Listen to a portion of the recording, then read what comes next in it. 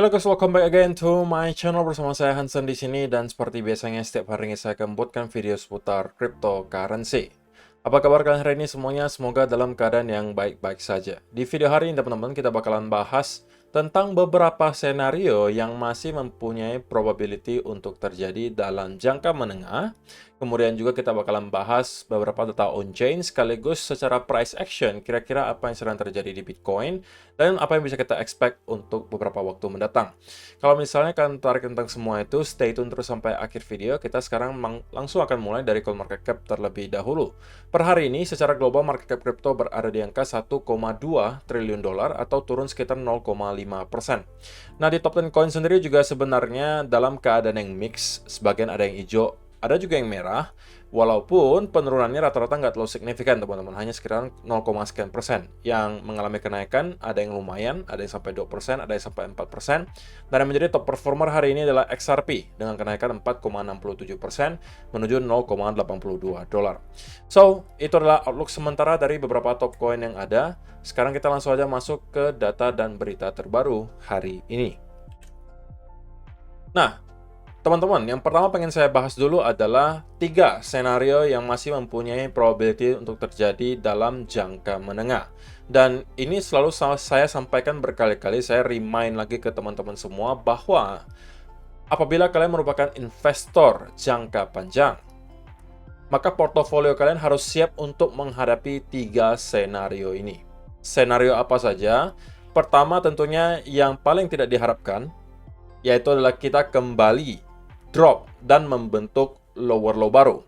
Jadi ada 3 kubu teman-teman. Kubu pertama adalah yang ini, di mana merasa bahwa semua yang kita lihat di sini itu adalah sekedar relief rally, dan kita sudah ketemu dengan local top, dan kita bakalan drop dari sini menuju ke lower low baru, kemungkinan membentuk ke atau menuju ke arah 12.000, 10.000, atau bahkan ada yang mengatakan sampai 8.000 dolar. Walaupun sebenarnya kalau kita pikirkan lagi secara logika, ya itu berarti kita dikasih diskon yang lebih besar lagi sebenarnya di sisi positifnya. Tapi sisi negatifnya adalah tentunya untuk teman-teman yang mempunyai mental yang mungkin kurang kuat, kemungkinan bakalan merasa sedikit deg-degan ketika melihat hal semacam ini terjadi. Terlebih lagi kalau misalnya yang sudah all in gitu ya. Maka dari itu memang selalu saya sarankan untuk tidak lakukan all in. Dollar cost averaging menurut saya adalah cara paling simple. Dan ini adalah salah satu senario yang portofolio kalian harus siap hadapi. Mungkin yang paling penting gitu. Harus siap hadapi senario yang satu ini. Nah, senario berikutnya apa? Senario berikutnya adalah tentunya yang paling ideal dan paling diharapkan gitu ya. Yaitu adalah kita sudah berada di fase awal bull market dan kita akan meneruskan kenaikan dari sini dan mendapatkan pergerakan yang parabolik. Nah, kali ini menurut si TechDev gitu, dia menyamakan pergerakan yang kita lihat kali ini dengan yang kita lihat beberapa kali sebelumnya, dan dia memanfaatkan beberapa indikator teman-teman. Ada MACD di sini, ada juga CN 10 year, DXY, dan juga high yield spread. Jadi setiap kali kita membentuk pattern yang sama pada saat MACD itu flip dari yang awalnya merah menjadi hijau, kemudian juga di sini flip atau crossover di sini, itu biasanya adalah sinyal untuk kita melakukan long. Karena biasanya ketika hal tersebut terjadi, kita kemudian akan mendapatkan pergerakan yang parabolik ke atas. Oke, pertama kali di sini. Oke, kemudian di tahun 2012, ketika itu kita juga flip MACD ke arah hijau, dan juga kita mendapatkan crossover. Apa yang terjadi berikutnya? Kita mendapatkan pergerakan yang parabolik. Di tahun 2016 juga serupa, kita melihat MACD start flip ke arah hijau. Kemudian di sini juga udah start untuk crossover. Kemudian kita melihat pergerakan parabolik di sini. Yang terjadi di tahun 2020 juga sama. Kita melihat ada flip MACD ke hijau. Kemudian kita juga melihat ada crossover di sini. Dan kita kemudian mendapatkan rally. Guess what teman-teman? Kali ini kita juga melihat hal yang serupa terjadi. MACD itu juga udah flip ke arah hijau. Bahkan bukan sekarang ya teman-teman. Bahkan dari beberapa minggu yang lalu, dari bahkan April 2023, kita sudah flip ke arah hijau. Dan sekarang indikator yang satunya juga udah mengalami crossover. Nah, kalau misalnya ternyata kita akan mengulangi hal yang sama, maka kita juga bisa expect bahwa akan ada pergerakan lagi yang cukup parabolik ke atas, kemungkinan bisa menjebol sampai ke all-time high yang baru. Tentunya ini adalah senario paling diharapkan gitu. Tetapi jangan juga lupa teman-teman, ada senario ketiga yang menurut salah satu orang yang menurut saya analisanya juga cukup oke, dari Dr. Profit di sini. Dia menyampaikan bahwa sebagian orang sekarang itu merasa bahwa Bitcoin hanya akan drop dari sini membentuk lower low baru, atau dari sini akan langsung strike menuju ke all time high. Tapi mereka lupa dengan satu senario yang bisa aja juga terjadi, yaitu adalah kita sideways selama berbulan-bulan. Oke, bahkan mungkin bisa sampai nanti halving 2024. Baru kita bisa start melihat Bitcoin kembali rally ke atas. The bull runs comes with halving. Disagree with the idea that a bull run started. For now, market is in a huge sideways movement with possible targets between 21,000 to 38,000. Bull run starts 3 months after halving. My first minimum target is $80,000. Jadi menurut dia, bahwa kita kemungkinan bakalan berbulan-bulan sideways di range 21.000 sampai 38.000. Baru nanti ketika 3 bulan setelah kita mendapatkan halving, biasanya akan ada pergerakan yang parabolik ke atas. Jadi teman-teman, portofolio kalian juga harus siap dengan senario yang ini. Kalau memang ternyata kita sideways berbulan-bulan di sini, apakah secara mental kalian masih akan mampu bertahan? Walaupun saya yakin ya, harusnya sebagian dari kalian sudah akan mampu bertahan dengan senario yang ini. Saya yakin. Kenapa? Karena kalian sudah melewati fase yang lebih buruk daripada ini. Yaitu adalah kalau kalian membeli di awal tahun 2021, atau bahkan di akhir tahun 2021, dan kalian kalau misalnya mampu bertahan sampai sekarang, harusnya mental kalian sudah sedikit banyak itu terbentuk gitu. Karena kalian melewati banyak sekali hal. Sebagian kecilnya apa? Bukan sebagian kecil, diantaranya adalah misalnya Luna Crash, FTX yang collapse, kemudian berbagai FUD misalnya China banning Bitcoin, kemudian soal regulasi, kalian sudah lewati itu semua. Dan sekali lagi akan sangat disayangkan kalau misalnya kalian sudah melewati semua hal tersebut, dan kemudian kalian menjual terlalu cepat gitu. Bagi saya itu adalah sesuatu yang cukup disayangkan.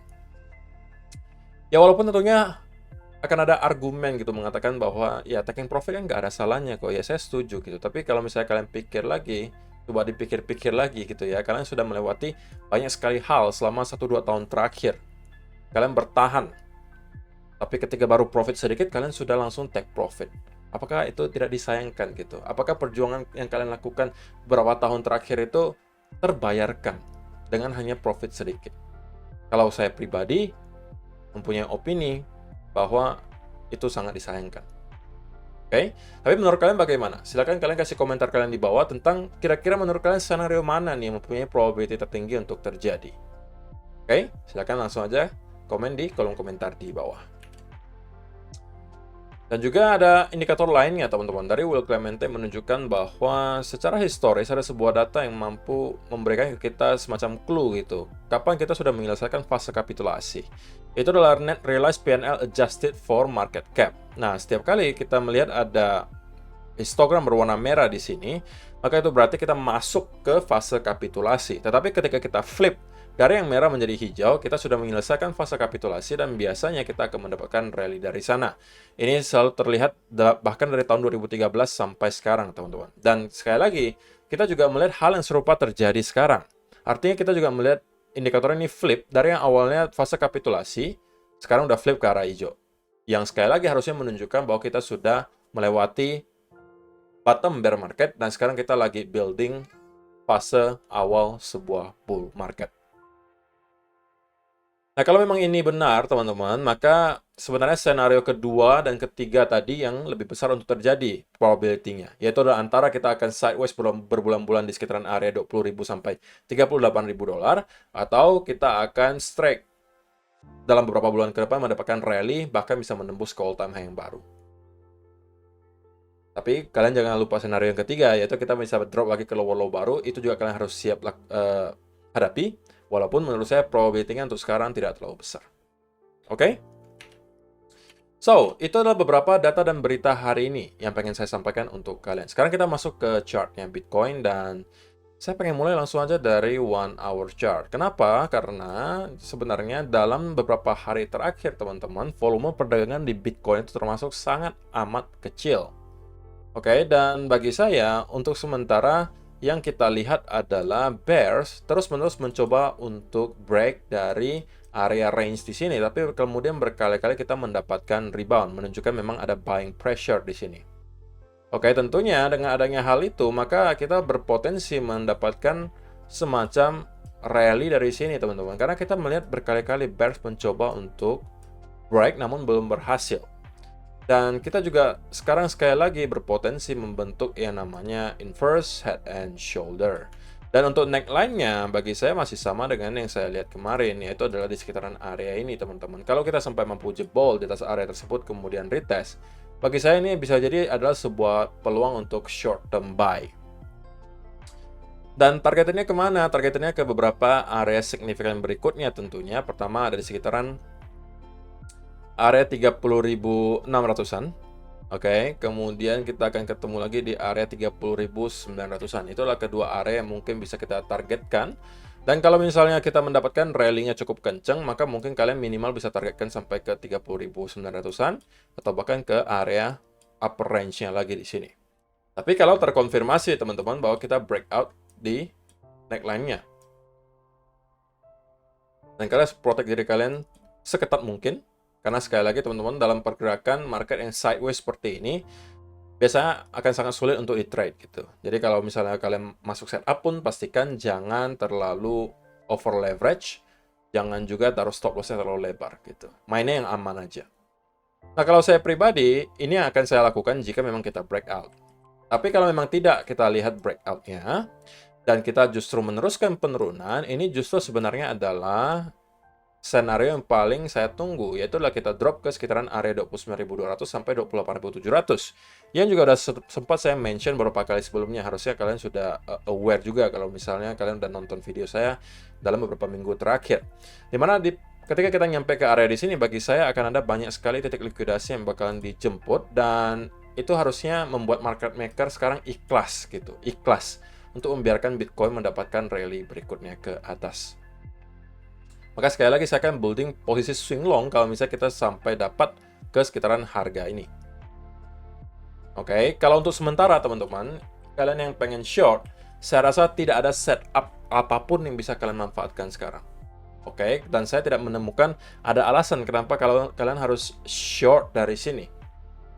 Kalaupun kalian memang nekat short karena mungkin breakdown dari potensially, ini ada dua pattern yang sebenarnya bisa kalian manfaatkan. Antara kalian beranggapan ini adalah inverse and shoulder, atau kalian anggap ini sebagai sebuah pennant. Kalau misalnya breakdown dan kalian nekat untuk short, saya rasa minimal kalian harus menunggu dia jebol di bawah area 29.600 di sini sebelum kalian berpikiran untuk melakukan short.